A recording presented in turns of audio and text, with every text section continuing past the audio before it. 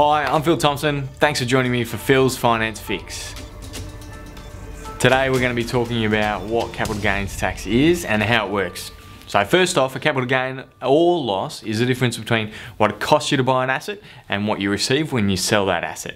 So if you sell it for more than what you paid, you've got a capital gain, and if you sell it for less, you've made a loss. Capital gains tax is only payable when you dispose of the asset. So you're not taxed on the growth every year that you own the asset.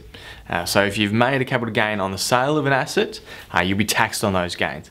While if you made a loss, you can't use those losses to reduce the tax you pay. However, you can use those losses to offset any capital gains in the future years. So meaning a $10,000 loss in this year will have no effect on your tax. But if you've got a capital gain in, let's say, 5 years of $10,000, you won't need to pay any tax because they cancel each other out.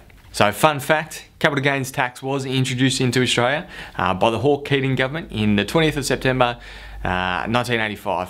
And all assets purchased prior to this date are exempt from capital gains tax.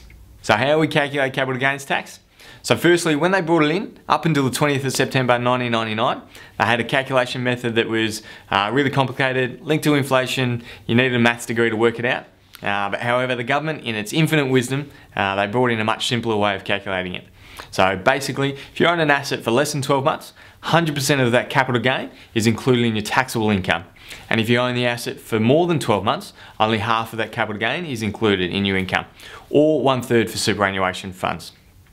So as a capital gain is added on top of your taxable income, this means that the higher the income you pay, the more capital gains tax you'll have to pay. For example, if we made a capital gain of $100,000 on an asset that was held for more than 12 months, therefore only including half into your taxable income, and we had someone who wasn't receiving any other income, they now have a total taxable income of $50,000, and therefore you'd only pay just over $8,500 in capital gains tax.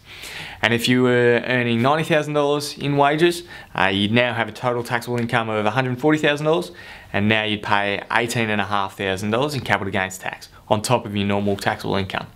And if you're earning $190,000, now your total taxable income is $240,000, so your total capital gains tax is $24,500 on top of what you're normally paying. So things to get advice on from your financial advisor or your accountant when buying an asset. Who should own that asset?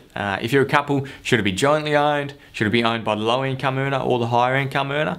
And how you structure any debt around that asset. And when you're selling the advice, try minimising tax by either staggering the sale of the asset over several years if you've got shares, or selling the asset in a year where you know you've got low income, or waiting until you retire before you actually crystallise that capital gain. So other things you might want to consider if you're a small business owner, selling your business, how you can access the small business capital gains tax exemptions, or just simply planning ahead. So thinking about triggering a capital gain now when it's still relatively low, and maybe putting those funds inside super where the tax rate is low, and you can potentially negate all capital gains tax if you sell that asset in retirement. I'd love to hear from you guys using the comment section below about your experiences. Have you been stung with a big capital gains tax where you haven't prepared, or have you planned ahead successfully? Thanks heaps for watching, and if you've enjoyed this video, I'd love you to subscribe using the button below or on the side.